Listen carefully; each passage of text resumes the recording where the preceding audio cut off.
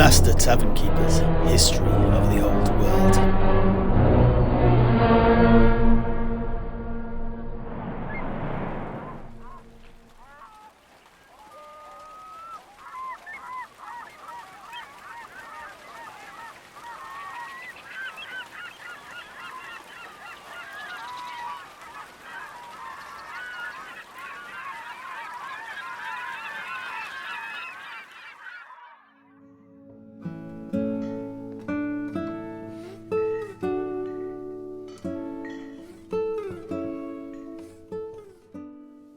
Right, welcome back to the conversation, neophytes. And so, back to Manann and his followers it is then.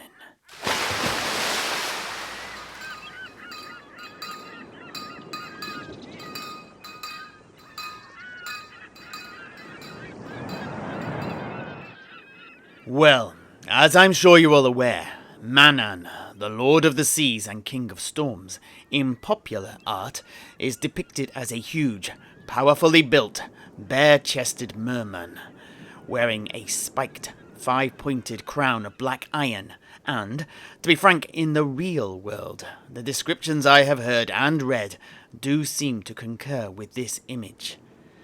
However, he is divine, and thus can take on other forms, most famous of which is a swirling, bottomless whirlpool, but also a spout of erupting water and a gigantic sea beast. But who can say if he has a true form from amongst these, or any of the other ways in which he can manifest himself? Are gods corporeal beings such as we? I think not. Thus, to think of them as having any sort of fixed form is false. Surely many are more akin to manifestations of concepts and emotions, being imbued with a semblance of the creatures that have willed them into existence through their, faith, for lack of a better word. Anyway, as to Manann, there are three symbols in particular that you'll see connected with the sea god, and oft adorn images of the deity. These include the aforementioned crown, which you'll sometimes see portrayed as green, sometimes black. Either way, it is a five-pointed diadem. That does not change. Then there is his trident, a gigantic three-pronged weapon, hundreds of yards long. And finally, you'll also see a sacred albatross accompanying him, whose significance we spoke of earlier, if you recall. Manann has not only hijacked these symbols, he also hijacks the time of his followers, for there are holy days each month that are associated with the god and must be observed by his devotees. These are the spring tide, the neap tide, and the holy night when mansleep is full. Now, neophytes, as guild men and women, taught by dwarves no less, I imagine there are a couple of you, although you may have heard the terms, do not know exactly what the spring and neap tides are. Am I right? See. Ah, that's all right, Apprentice Morelli. I wasn't actually looking for a show of hands, but thank you for your honesty. Well, for you and any others, let me explain. Well, the spring tide, also known as the king tide, refers to the springing forth of the tide during the new and full moon of mansleep. A neap tide is something that occurs 7 days after each spring tide, and a period of, let's call it moderate tides. Neap tides, too, obviously occur twice a month. Now, as I mentioned, Manann is worshipped throughout the Old World, primarily by sailors, fishermen, and the men and women who work on and around the coast. In point of fact, Any who rely on the sea, as well as those who work on the estuaries and larger rivers and their ports, are more often than not followers of Manann. It is not a rigid religion, though. The cult, although widespread, is not a strict hierarchy, unlike some other belief systems that have been organized into bases of power for the benefit of the clerics of said religion. Instead, in the cult of Manann, each temple is ostensibly independent. However, that's only really half true, for it is not without a hub, and the seat of its most prominent ecclesiarch, the Master of the Sailor Priest Navigators of the Order of the Albatross, is located within a large and, most impressive temple in Marienburg. Almost every other temple to Manann pays homage to the Master of the Order of the Albatross, with both allegiance and coin. The second most prominent temple, led by its own Wave Lord, is actually in Altdorf, and this was one that I actually first visited with my mother. Och, you don't often mention your ma. What were you two doing there then? Ah, indeed. Well, it was when I was younger. Well, much younger. Perhaps 9 or 10 summers. Och, considerably younger then? Yes. I do not deny the years I have seen. Nor would I wish to give them up to return to my youth, a man bereft of the experiences that had gifted me the fire that I now have within me. We age and we grow, and I would not have it any other way, despite the consternation that the clicking of my knees and the twinges in my lower back oft cause me. I am now closer to the person I always aspired to be, and become more so with every passing hour and day. Anyway, back to my mother's tale. Now, again, for lack of a better word, my mother was a bit of a wise woman, from a long line of wise women. Well, wise women and trappers. And she dabbled in both during her life, before meeting my father, Horst von Torlichhelm, in the Temple of Cleo the Scrivener in Karabberg, where he was working as both a scribe and an illuminator. A story for another day, though. Anyway, one of my mother's childhood friends, a woman called Engla Brack, who'd later go on to become the matriarch of the sea, was a high priest at the temple in Altdorf at the time, where her main role was proselytizing the unwashed riverfolk of the city. Anyway, she had come to see us at the tavern we were staying at in the city. It was a social visit, ostensibly to catch up, but she had an ulterior motive. She wished to procure my mother's help with regards a squirrel infestation at the great temple. Oh, yeah, squirrels. A curse be upon their breed. I suffered a very nasty nip from one as a child, and it traumatized me well into my early years of manhood. Ach, but are you not still in your early years of manhood, Heinrich? Oh, I am flattered, but I think perhaps I look younger than I am. Oh, I see. And so, you're over it now then, your squirrel thing, right? Oh, yeah, mostly. Anyway, excuse me for interrupting your interruption. May I continue? Oh, yeah, of course, Master Tavern Keeper. Dorje, as they say in Cathay.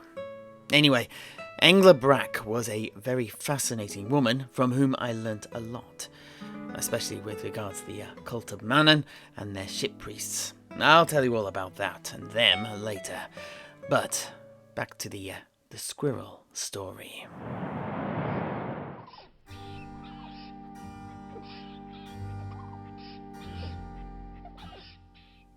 Now look, Saskia, these squirrels have become quite the problem.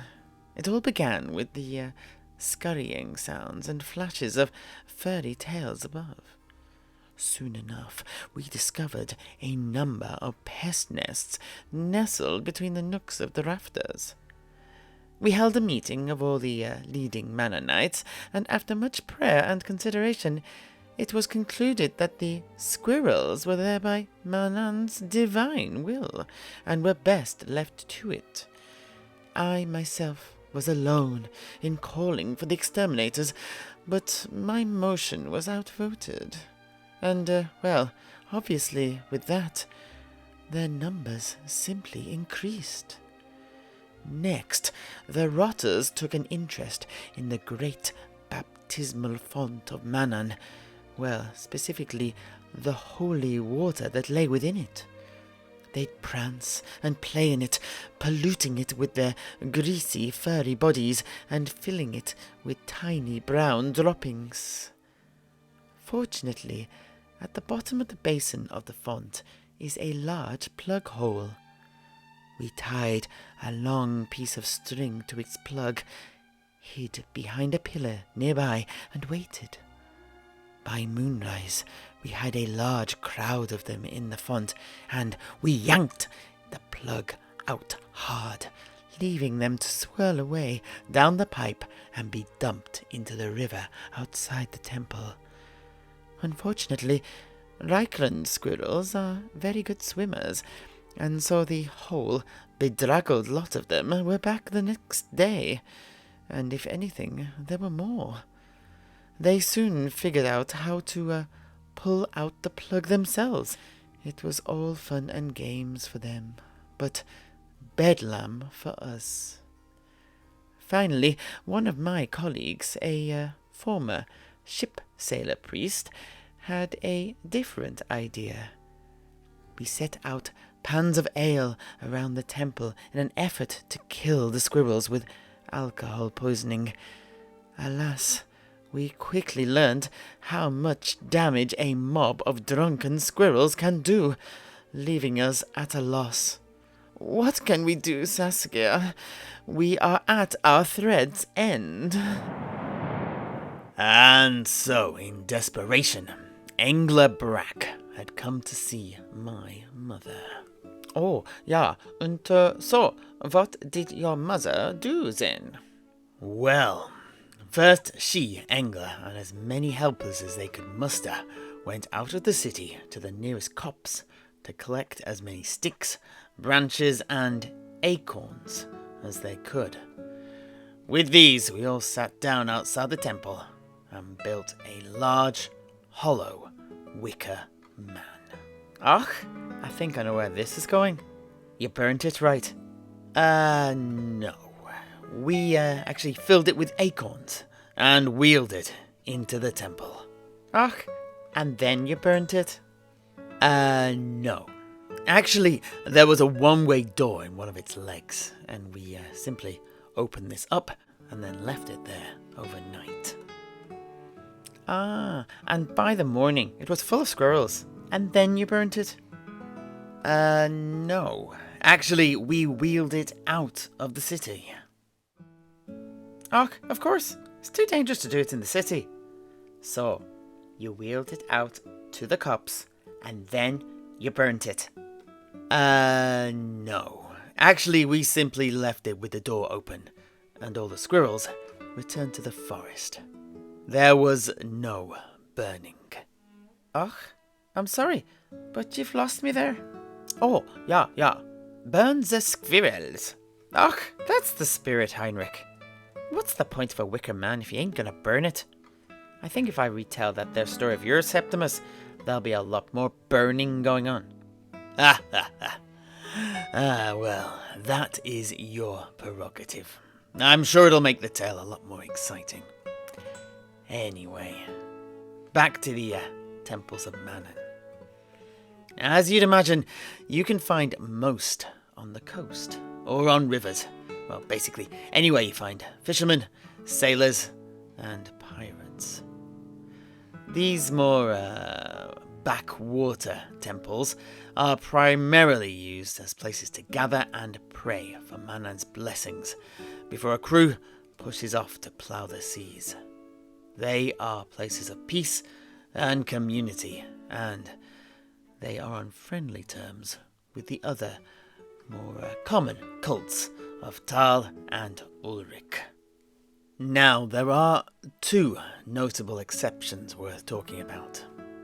One is the Grand Chapel of Mathan, as they call Manann here in Tilea, which you can find in Miragliano. Alas, this is not somewhere I've been to, so I can't tell you much more, other than it's famous for its beautiful frescoes. But the other temple to Manann I have been to, and that you can find in Sartosa. Here, the Manannite sailor priests and worshippers are a particularly belligerent bunch, and the main object of their ire is the new rival temple of Stromfalo, as they call him here in Tilea. Although Sedrik, you may have heard him called El Bicho del Mar in Estalia. Heinrich, though, in our empire we call him Stromfels, the god of storms, sharks, and pirates, and Manann's greatest enemy. Oh, yeah, by Ulrich's beard, that name is known to me.